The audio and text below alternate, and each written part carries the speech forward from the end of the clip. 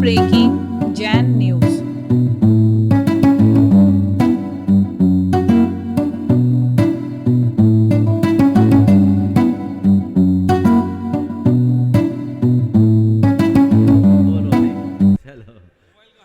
और अब मैं आज अपने इस शंका समाधान के सत्र में यहाँ पर उपस्थित हैं उनको बुला रहा हूं इन दो पंक्तियों के माध्यम से कि पावन हजारीबाग की धरती हुई निहाल, मां सोहनी जी के लाल तूने कर दिया कमाल। ये जो बैठे हैं ना सूरज, अभी भट्टावर में बताया था कि वो सूरज तो फिर भी डूब जाता है, लेकिन ये डूबता नहीं, ये सबको तिरा रहा है और रात और दिन प्रकाशमान है। ऐसे पूज्य श्री जी के गृहस्थ अवस्था से आज अपने बीच में तो दो लाइनें हैं कि पावन हजारीबाग की धरती हुई निहाल, मां सोहनी जी के लाल तूने कर दिया कमाल। आचार्य विद्या सिंधु का ये शिष्य बेमिसाल, मां सोहनी जी के लाल तूने कर दिया कमाल। ऐसे उन मां सोहनी, आज भट्टामर में भी वही छंद आया और एक ही छंद हो पाया, हालांकि उस पर भी और विस्तार से महाराज जी समय कम था तो इसलिए कम बोल पाए कि सो नारी सो सुटको सो जन रहती, हाँ सो ठोर, तो ऐसे सुटको जनने वाली। तो आज एक सूरज यहाँ हैं और इनके ही अनुज गृहस्थ अवस्था के अरविंद भैया, बिंदु भैया, जोरदार तालियां। जब तक वो यहाँ आए तब तक आपकी तालियां बजती रहनी चाहिए। अरविंद, बिंदु भैया, उनके सम्मान के लिए अशोक जी दोषी, नवीन जी गोदा वे आएंगे और हमारे बिंदु भैया का सम्मान करेंगे। आपकी तालियों में कमी न रहे। और पायल सेठी हजारीबाग, उनका सम्मान करेगी रानी जी दोषी। लपती सेठी हजारीबाग, उनका सम्मान करेगी छवि दोषी। और वीरेंद्र जी बोहरा, आपको बता दें कि सोहनी माँ के लाल, लाल ही नहीं उनकी बिटिया भी आई है और वो है नीतू दीदी बहन, जो पूज्य श्री जी की गृहस्थ अवस्था की छोटी बहन है।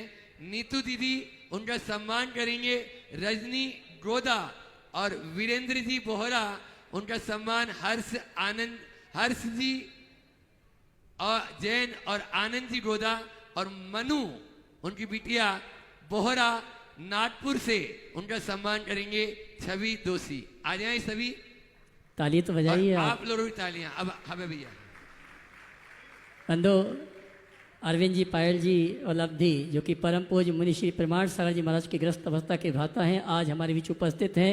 मैं चाहूँगा जोरदार ताली बजाकर इनका सम्मान करें। गुणायतन ट्रस्टी हैं और इनकी विशेषता ये सभी साधु संतों के प्रति समर्पित हैं और मुनिवर का जैसा संकेत होता है मोक्ष मार्ग बढ़ने के लिए हमेशा तत्पर रहते हैं। इसी क्रम में मैं आमंत्रित करूंगा हमारे परम पूज्य मुनि श्री प्रमाण सागर जी महाराज की बहन और बहनोई और भांजे ग्रस्त अवस्था के श्रीमान वीरेन जी, नीतू जी, मनु जी बोरा नागपुर, ये आए हमारी महोत्सव कमेटी का सम्मान स्वीकार करें। जोरदार ताली बजाकर इस परिवार का सम्मान करें और इनके सम्मान की आवाज दी है। और प्रश्न कर रहे हैं लब्धि सेठी हजारीबाग और उसके बाद में तैयार रहेंगी मीनू जी, भाई जी नवीन बोहरा नागपुर, नवीन जी, हर्ष जी, सभी आ जाए। प्रश्न कर ले, यहीं आ जाए, लब्धि भी यहीं आ जाए। और पूरे क्षेत्रों के मंदिर की व्यवस्था में जिनकी संयोजना है हमारे जिनेश भैया और साथ में पवन जी, ये भी आ जाए इस परिवार का सम्मान करने के लिए। जोरदार परिवार का इनका सम्मान करें। पूरे मंदिर की बैठक व्यवस्था में जिनका भूतपूर्व सहयोग है भाई जिनेश जी और पवन जी आ जावे और इनके लिए भी जोरदार ताली बजावे।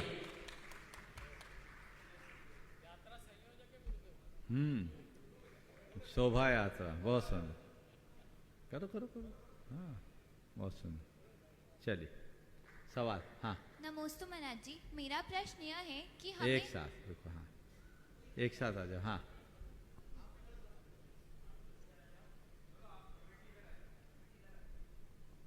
बोलो। नमोस्तु महाराज जी, मेरा प्रश्न यह है कि हमें किससे, कितनी, कैसे और किस तरह से बात करनी चाहिए। बहुत अच्छा सवाल है।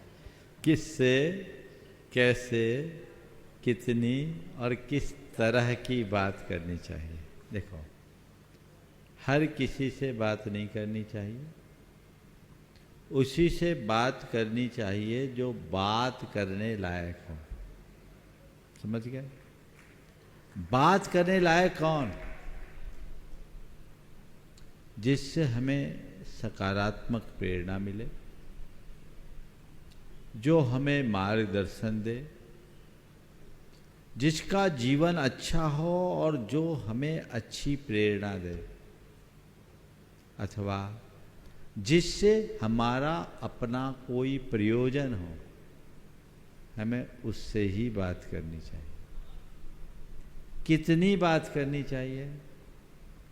जितनी जरूरत है उतनी ही बात करनी चाहिए। अनावश्यक बात नहीं करना चाहिए। टू द पॉइंट बात करो, प्रयोजन की बात करो, काम की बात करो, फालतू की बातों से बचे। और किस तरह की बात करनी चाहिए? वही बात और वैसी ही बात करनी चाहिए जैसी बातों से कोई सार हो और सार्थकता हो। जो बातें सब लोगों के सामने की जा सके वैसी ही बातें करनी चाहिए। अश्लील, अभद्र, उच्छृंखल, भंड वचनों का प्रयोग नहीं होना चाहिए। अमर्यादित शब्दों का प्रयोग नहीं होना चाहिए। जो सभ्य और शिष्ट जनों के मध्य करने लायक बातें हैं, केवल और केवल वैसी बात करो। व्यर्थ की बातों से बचेंगे तो हमारे जीवन का पथ प्रशस्त होगा और हम अपने जीवन को आगे बढ़ा सकेंगे। ठीक है? नमस्ते। हाँ। मनु बोहरा, नागपुर। नमोस्तु महाराज जी। महाराज जी, अगर ज़्यादातर ये मैंने पढ़ा है कि it all depends on how you see things. तो अगर हमारा किसी से नज़रिया मैच नहीं कर रहा और सामने वाले is not ready to agree to disagree, तो क्या करें ऐसी सिचुएशन में? दो ही उपाय है। या तो हम अपना नजरिया बदलते तो मैच होने लगेगा। सामने वाला का नजरिया हमसे मैच नहीं हो रहा है तो हम तो अपना नजरिया मैच करा सकते हैं। गांधी जी कहा करते थे, अब मैं अपने विरोधियों को भी अपना मित्र मानने लगा हूं क्योंकि मुझे उन जैसी दृष्टि प्राप्त हो गई। तो सामने वाले को बदल पाना बहुत कठिन है, लेकिन हम खुद को बहुत आसानी से बदल सकते हैं। इसलिए हम अपना नजरिया बदलने की कोशिश करें, अपने दृष्टिकोण को बदलने की कोशिश करें जीवन में। नमोस्तु महाराज जी।